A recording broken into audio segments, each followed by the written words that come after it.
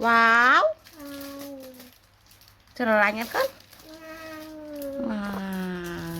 Mà bà cả cơn.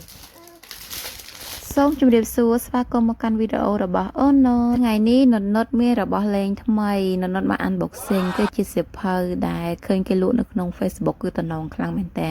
ហើយណាមួយជាចំណងចំណូលចិត្តរបស់អូននុតចឹងហើយម៉ាក់ក៏សម្រេចចិត្តទិញឲ្យតែម្ដងឃើញសៀវភៅហ្នឹងមានការបកបិទទៅលើរូបមានរូបមានអីសម្រាប់បកបិទចឹងទៅហើយនុតក៏គាត់ចូលចិត្តលេងរបៀបបកបិទចឹងដែរប៉ុន្តែយកមកលេងជាក់ស្ដែងគឺគាត់អត់សូវចេះលេងរបៀបអញ្ចឹងទេគឺគាត់បកយកតាអាស្កុតញីឈ្មោលហ្នឹងយកមកលេងខាងក្រៅគឺគាត់អត់បិទរូបហ្នឹងទៅតាមអក្សរទៅតាមរូបនៅក្នុងសៀវភៅទេអញ្ចឹងគេមានជាឈុតអញ្ចឹងអ្នកទាំងអស់គ្នាគឺមានរូបផ្លែឈើនៅផ្ទាំងអញ្ចឹងគេមានរូបជាប្រភេទផ្លែឈើប្រភេទឡានមានប្រភេទផ្សេងទៀតហើយគេមានស្កុតញីឈ្មោលអីចឹងទៅសម្រាប់ឲ្យយើងបិទនឹងសៀវភៅហើយនឹងกระดาษរូបហ្នឹងដើម្បីបិទចូលគ្នាប៉ុន្តែគាត់អត់ចេះលេងបិទចូលគ្នាទេហើយនេះគេមានប្រភេទជាបិចអញ្ចេះគឺយើងដាក់ទឹកចូលនៅក្នុងហ្នឹងទៅដើម្បីពេលបិចនឹងសើមជាមួយនឹងกระดาษសៀវភៅទៅធ្វើឲ្យរូបនៅក្នុងសៀវភៅហ្នឹងគឺវាដូរពណ៌វាទៅជា colorful អញ្ចឹងថាបិចហ្នឹងទៀតសោតគឺវាអត់សូវចាញ់ទឹកទេគឺវាស្ងួតតែម្ដងអញ្ចឹងកម្លាំងក្មេងល្មមគឺគាត់អត់ចេះផាត់អីហ្នឹងគឺវាអត់ចាញ់ពណ៌មកទេសូម្បីតែខ្ញុំសាកល្បងផាត់ផ្ទាល់ខ្លួនឯងហ្នឹងក៏ឃើញថាវាពិបាកក្នុងការផាត់ដែរនេះគឺខ្ញុំសាកល្បងផាត់ខ្លួនឯងគឺវាតោះតែយើងធ្វើការប្រើកម្លាំងខ្លាំងបានទឹកហ្នឹងវាចាញ់ពីបិចធ្វើឲ្យសភៅហ្នឹងដូរពណ៌ខ្លួនឯងពិបាកអញ្ចឹងគឺខ្ញុំអត់យកបិចហ្នឹងមកសកត់ទេគឺខ្ញុំចាក់ទឹកនៅលើហ្នឹងហើយយកបិចហ្នឹងព្រាយទៅពណ៌នៅសភៅហ្នឹងគឺវាដូរពណ៌ទៅជាពណ៌ colorful អញ្ចឹងណាហើយនុតគាត់បានរបស់ថ្មីគឺតែប៉ុណ្្នឹងឯងអត់មានលេងអីច្រើនទៀតទេ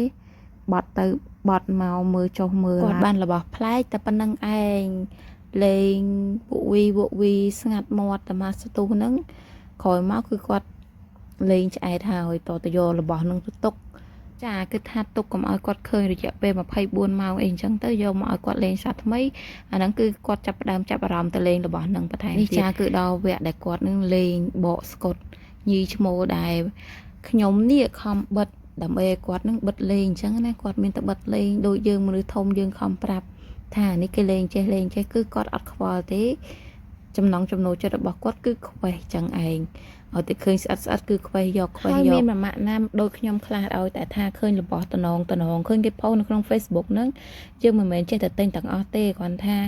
យើងមើលទៅលើចំណងចំណូលចិត្តកូនដែរអញ្ចឹងណាគាត់ចូលចិត្តលេងអីហើយមួយទៀតគឺយើងចិញ្ចឹមកូនតាមលទ្ធភាពរបស់យើងអញ្ចឹងទៅ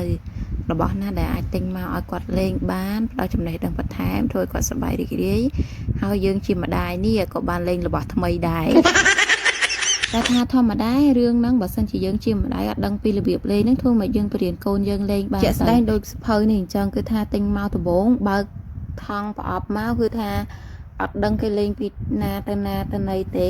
ហើយណាមួយគាត់នេះកំពុងតែរួមជួលចង់ unboxing ដែរដល់ពេលចឹងហើយម៉ាក់នេះគឺវល់តែម្ដងតលេងជាមួយគ្នាមកស្ទូធំបានដឹងពីរបៀបលេងចឹងហើយម៉ាក់គ្នាយើងឃើញថយណាតំណងទិញលេងទៅអាចច្រឡំទិញឲ្យកូនលេងទៅ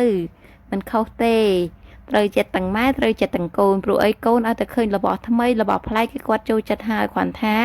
ការចូលចិត្តមួយផ្លេតហ្នឹងគឺជាការចូលចិត្តដូចតែក្មេងទូទៅឥឡូវហ្នឹងខ្លាយជាស្ត្រីមេផ្ទះពេញបបតែម្ដងមួយថ្ងៃគឺនៅតែផ្ទះមើលតែកូនអញ្ចឹងក្រៅពីការងារដើម្បីធ្វើម្ហូបចុកបាយកូននាំកូនលេងមានលេងខាងក្នុងមានតែលេងខាងក្រៅដូចថ្ងៃហ្នឹងជាក់ស្ដែងមេឃអត់ភ្លៀងក៏នាំកូនទៅលេងនៅខាងក្រៅមួយផ្លេតចឹងទៅចាទៅរត់លេងនេះគឺទៅរត់លេងនៅមុខផ្ទះរបស់គេទេដោយសារតែមុខផ្ទះរបស់ខ្លួនឯងហ្នឹងគឺរៀងតូចចៀតចឹងហើយរត់លេងនៅក្រៅពី3ជុំក៏នាំគ្នាត្រឡប់មកផ្ទះវិញចាវីដេអូរបស់អូននៅក្នុងថ្ងៃនេះគឺមានតែប៉ុណ្្នឹងទេសូមអរគុណសម្រាប់ការទស្សនារហូតដល់ចប់បើសិនជាពេញចិត្តវីដេអូរបស់អូនសូមកុំភ្លេចចុច Subscribe និង comment ឲ្យអូនម្នាក់មួយផងសូមអរគុណសូមជម្រាបលាបាយបាយ